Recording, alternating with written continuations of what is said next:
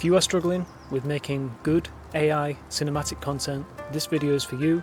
This video covers 5 common mistakes that hold people back from making truly pro level stuff. By the end of this, you will be armed with knowledge and techniques and level up your filmmaking skills. Let's get straight into it. Before we do, if you want more in-depth tutorials and content, consider joining my school. It is completely free. It's linked in the description and the comments, and I will be sharing any resources that I mention in this video. They will be free over there. Let's get into it. Okay, so mistake number 1, when you are making your image prompts, you don't use any shot variety. You don't understand what directors typically use, such as wide shots, medium shots, close shots, all these things. If you are unfamiliar with these terms, you can find them via AI. So if I take one of my prompts here, like this one here, this is actually one prompt, by the way, and if you want to know about this specific technique I use, there'll be a video linked up somewhere up here. If you look at this part of the prompt, it says each frame shows a distinctive shot. And then we've got a wide shot across flooded rice paddies, another wide shot of a mountain range, then a close on the surface of a flooded paddy, another wide shot again, then we've got a medium shot looking into a forest from the edge, then we've got a close-up shot again, and a wide shot, then another wide shot. This variety makes the end result look more like a film, because this is the kind of techniques specifically that directors use all the time. And I'll just show you what that looks like in the images. So if we go to the project space for this and we look at the stills, you can see this is like a wide shot. This is a wide shot.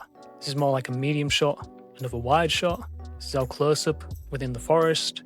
Another close-up on this river here. Wide shot of a bird flying high above the mountains. That's a wide shot of the character from this little video I made. This is a medium shot. This is like a low angle shot looking up at the character. This is like another low angle shot. All this is baked into the prompts. One of the things, as I say, that I see people do is they don't prompt like this. You've got to prompt like a director if you want cinematic results. So if you don't really know what kind of terms directors use, just go to AI. Give me a long list of shot types that directors use in films, and it'll give you a comprehensive list. There you go. Extreme wide shot, full shot, medium wide shot, cowboy shot, I've never even heard of that one, medium close-up, insert shot, cutaway, over-the-shoulder shot. There are so many types of shots. I'm going to use this list and put it as a free resource in my school. One of the things, as I say, that I think people need, if they want cinematic results, you've got to think like a director. If we're doing our images in Nana Banana, this is the kind of thing we want to be keeping in mind when we're doing our prompts. The kind of shot we want to see is established when we're doing the images. This also extends to the animations. If you look at these movement shots here, these are the kind of terms that I use all the time when I am doing my animations. Like every single shot, I establish the kind of movement I want to see from the camera. Sometimes it's a static shot, but oftentimes it's doing stuff like this, like push in, pull out, dolly in, dolly out, tracking shot. That's another common one that I use so often. So look at this animation prompt. Establishing shot of rural country, slow flyby. That should be one that's in there. Maybe I've just made that one up. Anyway, but you see the result is, yeah, it's kind of like the camera is gliding over the scene. Wide shot of distant mountains, slow dolly out. You can see the camera's pulling away. Close-up of misty river, slow push in. Push in was from that list. Now it's actually not quite doing a push in, that it's kind of drifting laterally, which is actually another shot, I think. This one, actually this is a lateral drift. You see how every shot has camera movement baked into the prompt, and also note how simple these animation prompts are. When it comes to animation prompting, I always find that less is more. Whereas with image prompting, especially with Nana Banana, the more detail the better. Look at this, quiet forest in the early morning, slow push in. Precisely what happened, the camera is pushing into the scene. This I thought would be best as a static shot. There is some movement there, but it's not like moving in or out. It's actually following the subject, which is this bird here. This is a static shot there. Again, I specifically asked for that. This is a over-the-shoulder tracking shot. This is a really cool shot, I like this one. This is a close shot of a man walking in shallow water, tracking shot. So a tracking shot is kind of sticking with the subject. I didn't want it to pan up like that though. That's not our character. But we could use half of that shot, the first part of it. Just go through a few more. This one's cool. An old man turns to face a samurai, static shot. I like this one because this character starts out of focus and then comes into focus.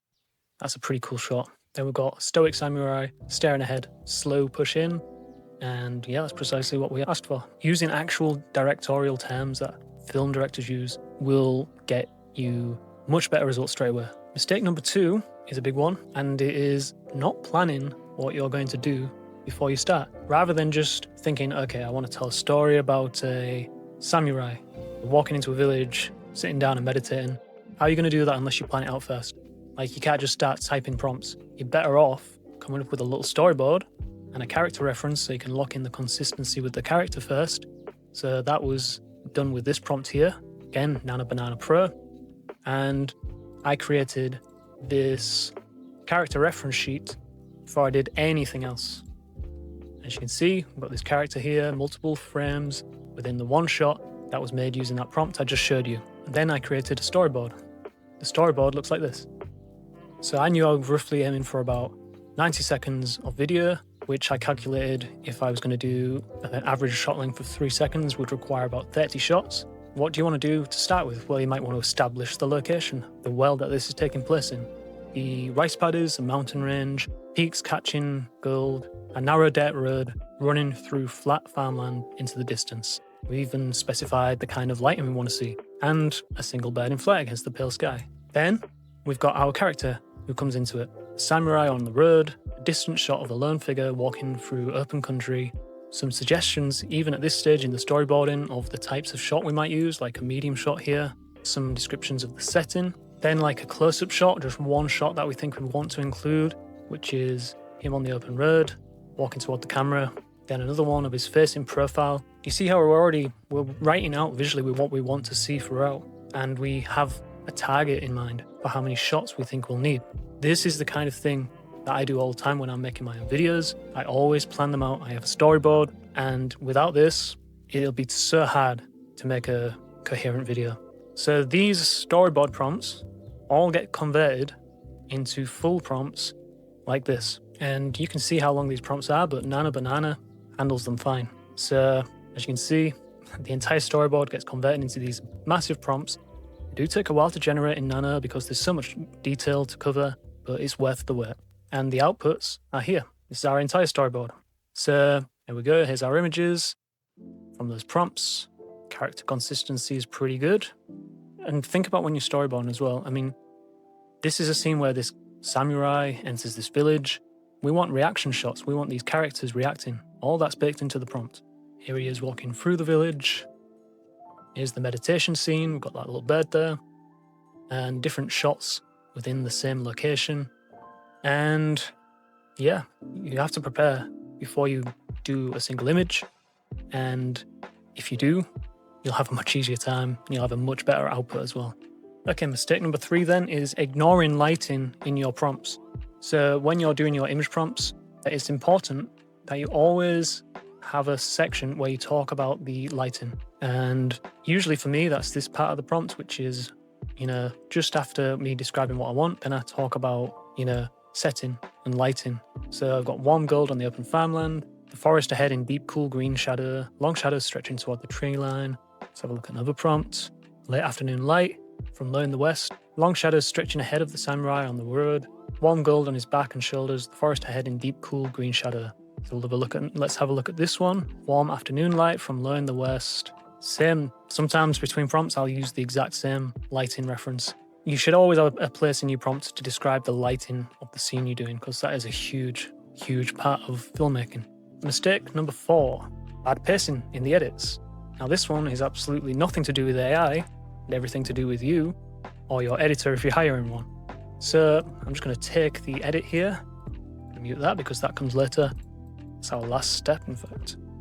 So what do I mean by pacing? I'm actually going to turn on the background music I picked for this from Epidemic Sound. You should pace your shots intelligently.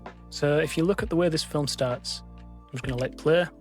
Do you see how there's a mixture of the shots? Do you see how this film starts as, it's all establishing shots of the location and the world. Then we introduce our character. Obviously that was all decided at the storyboarding stage, so it's kind of naturally edits that way. If you look at what I'm doing with these shots, I like to do this often is, say if I've got a music, say if I've got like a track playing, like background music, like we do here, I like to time the edits quite close to musical spikes or within, in time to the music. So this one always like every bar, I think, there's a cut.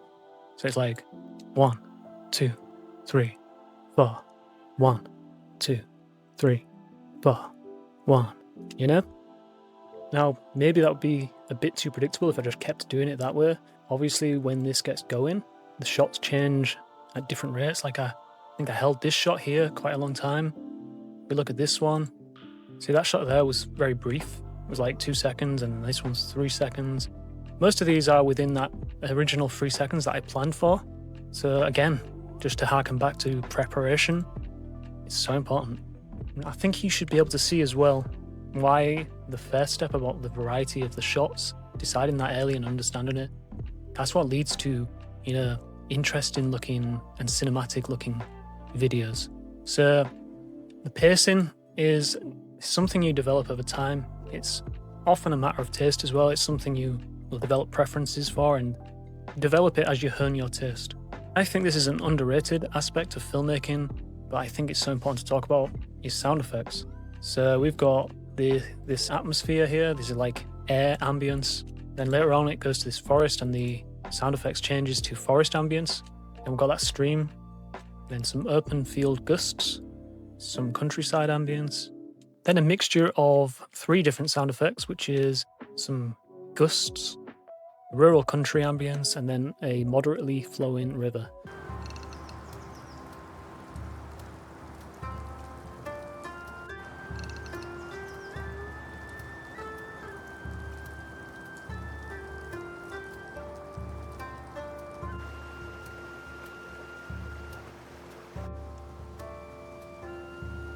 Sound effects are a huge one. Now, in terms of sound effects, you can even generate them with AI these days. Like, I'll just show you real quick.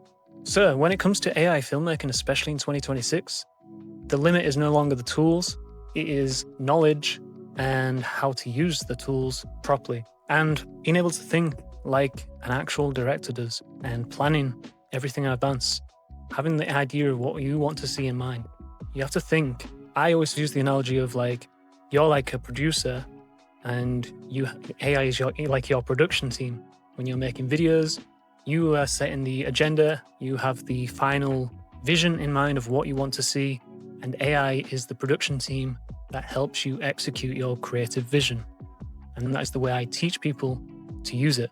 So with all that said, I hope you found this video helpful. And if you did, please give it a like, comment, and subscribe.